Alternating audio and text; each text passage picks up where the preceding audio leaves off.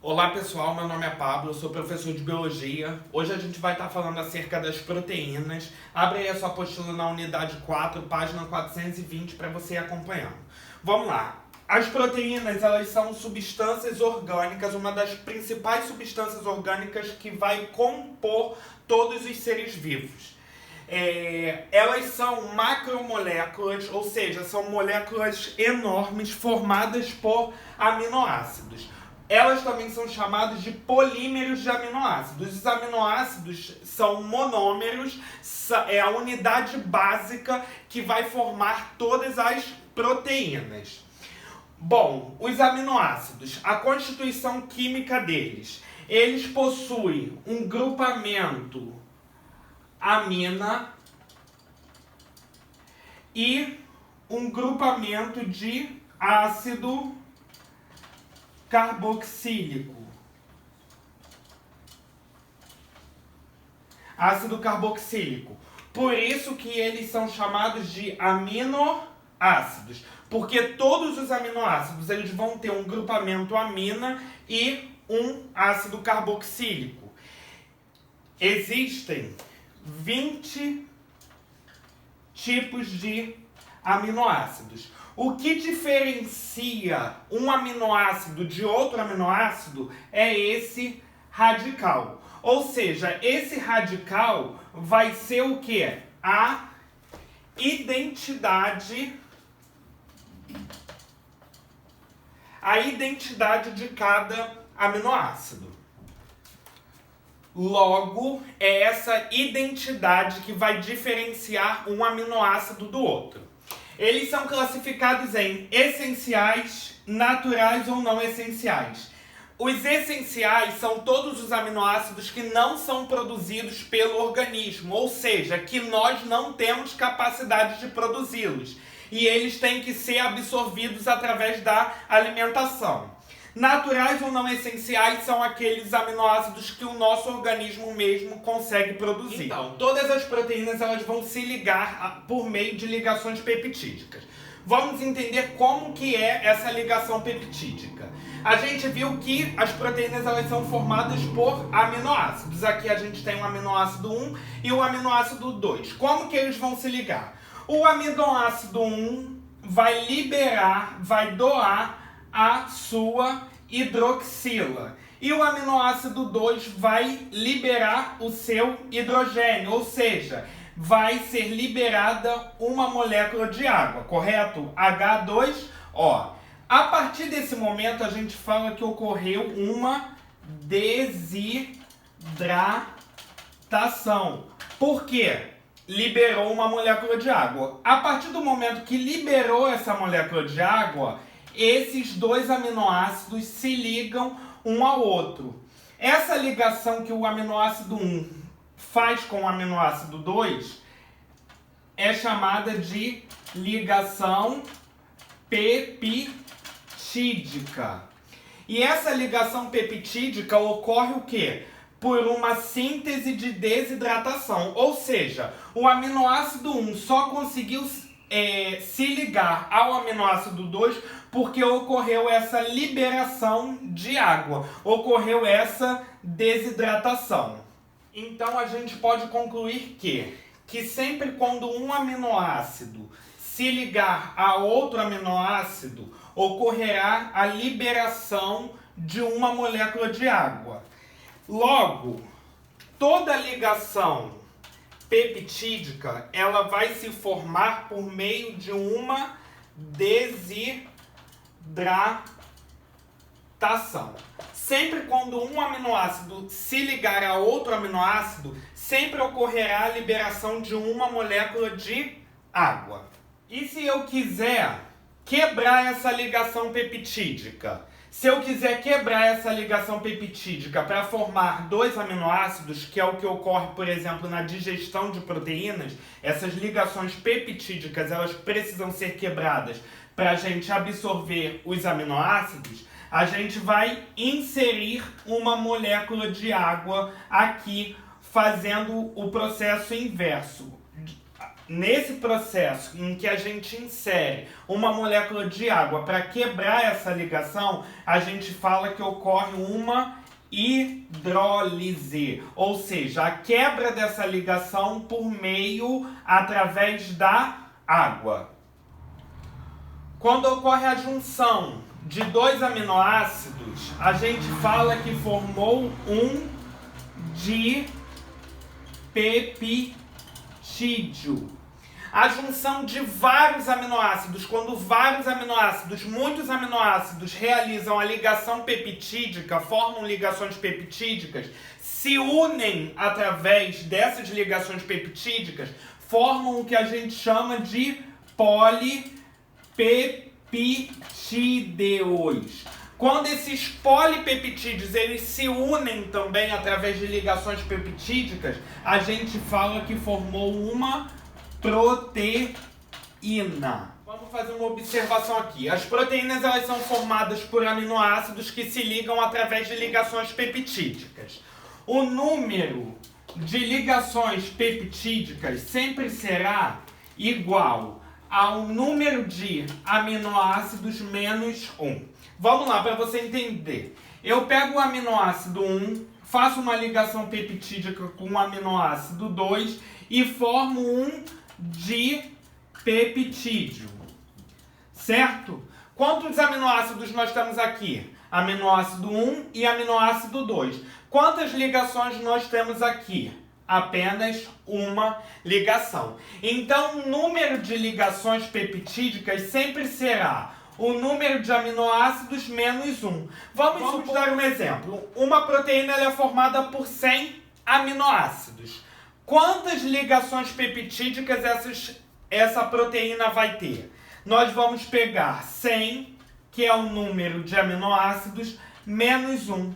Elas vão ter o quê? 99 ligações peptídicas. Bom, então a estrutura primária é a sequência linear dos aminoácidos. Os aminoácidos de uma proteína, eles se ligam através de ligações peptídicas e eles começam a interagir entre si. À medida que esses aminoácidos eles vão interagindo entre si, eles vão se condensando. Na verdade, essa interação desses aminoácidos faz com que a proteína ela comece a se condensar, adquirindo a estrutura secundária. Ou seja, a estrutura secundária é o início da condensação da proteína devido à interação dos aminoácidos. Essa interação, essa condensação vai fazer com que a proteína adquira um formato helicoidal, que a gente chama de alfa-hélice. Os aminoácidos dessa proteína, ele continua interagindo, ela continua se condensando, se empacotando, até que ela adquira a estrutura terciária, que é o formato final da proteína. Ou seja, a estrutura terciária é quando a proteína ela adquire a sua forma, o seu formato final e ela está pronta para desempenhar a sua função. Vamos dar exemplo com esse fio aqui para vocês entenderem melhor. Quando esse fio está totalmente esticado, nós dizemos que a proteína ela está na sua estrutura primária. Por quê? A estrutura primária é a sequência linear desses aminoácidos. À medida que esses aminoácidos eles vão interagindo, novas ligações vão sendo feitas entre eles, eles começam a se condensar, eles adquirem um formato helicoidal, ou seja, essa proteína passa a ter a sua estrutura secundária. E à medida que essa estrutura secundária ela continue um processo de condensação, interação desses aminoácidos dessa proteína, faça com que ela adquira o seu formato final. Então, esse formato final da proteína, a gente fala que essa proteína adquiriu a estrutura terciária. A proteína ela está pronta para desempenhar a sua função. E existem algumas proteínas que também possuem a estrutura quaternária. O que é a estrutura quaternária? É a junção de várias proteínas formando uma proteína maior. Exemplo de uma proteína que tem estrutura quaternária: as imunoglobulinas. Vamos lá, gente. As proteínas elas vão ter várias estruturas. Primária, que é a sequência linear dos aminoácidos. Secundária, esses aminoácidos eles vão interagir entre si, vão começar a se condensar. Então, a estrutura secundária é quando ocorre o início da condensação das proteínas. E a estrutura terciária é quando essa proteína adquire o seu formato final e já pode exercer a sua função para a qual ela foi criada. Existe um processo chamado processo de desnaturação. O que é esse processo de desnaturação? O processo de desnaturação é quando ocorre a quebra dessas estruturas. A quebra da estrutura terciária, secundária, até chegar à sua estrutura primária. Quando ocorre esse processo de desnaturação, a proteína ela vai perder a sua forma, ou seja, o seu formato final, vai perder a estrutura terciária e ela vai acabar perdendo também a sua função. Então, esse processo de desnaturação nada mais é do que a perda da forma e da função da proteína. Quais são os fatores que causam a desnaturação? A elevação da temperatura e alteração também no pH. Gente, falar das funções das proteínas.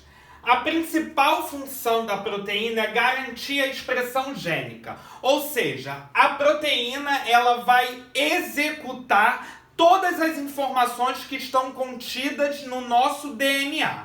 Vamos lá. O DNA, todos nós somos constituídos de DNA. Esse DNA ele vai passar por um processo para formar o RNA,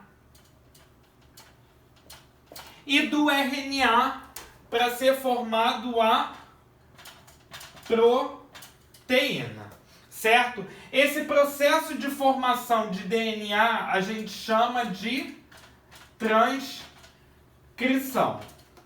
E esse processo de transformar o RNA em uma proteína é chamado de tradução. Ou seja, o que vai diferenciar as proteínas, uma proteína da outra, vai ser a sequência de aminoácidos, certo? Só que a sequência de aminoácidos ela vai ser determinada por quem? Pelo DNA. O DNA, um pedaço de DNA, que é o gene, uma sequência de DNA, ela é transcrita em RNA. Esse RNA chega numa organela chamada de ribossomo, que vai ser responsável por produzir a proteína. Vai fazer a tradução desse RNA formando a proteína. Tudo bem? Vamos lá. Para que servem as proteínas? Primeiro, elas vão desenvolver função estrutural. Elas são, tirando a água, que é a substância inorgânica mais abundante nos seres vivos, a substância mais abundante nos seres vivos depois da água são as proteínas. Elas vão desenvolver função estrutural, como exemplo, o colágeno, que está presente no tecido conjuntivo, a queratina, que está presente, por exemplo, no nosso cabelo, que a função é a impermeabilização, uma das funções da queratina, na verdade. Função de defesa, através das imunoglobulinas. O que são imunoglobulinas? São os anticorpos. Esses anticorpos, as imunoglobulinas, a constituição química delas são proteínas que formam elas. Poder catalítico de acelerar as reações químicas, que são as enzimas. A função enzimática, a função de transporte de substância. As proteínas, elas estão relacionadas ao transporte de substâncias. Um exemplo de proteína que é responsável por transportar os gases, principalmente o oxigênio na nossa corrente sanguínea, é o quê? A hemoglobina. Existem também proteínas que estão presentes na membrana plasmática, que a função delas é transportar substâncias do meio extracelular para o meio intracelular e assim sucessivamente também. Coagulação sanguínea, as fibrinas que estão presentes no sangue, que são responsáveis pela coagulação do sangue. A função hormonal regulatória, exemplo, a insulina, que faz a regulação de açúcar, o controle da glicemia, né? A insulina e o glucagon, que são exemplos de possuem constituição proteica. E a contração muscular, a quitina e miosina. A quitina e a miosina são exemplos de proteínas que estão presentes no músculo, fazendo a contração muscular.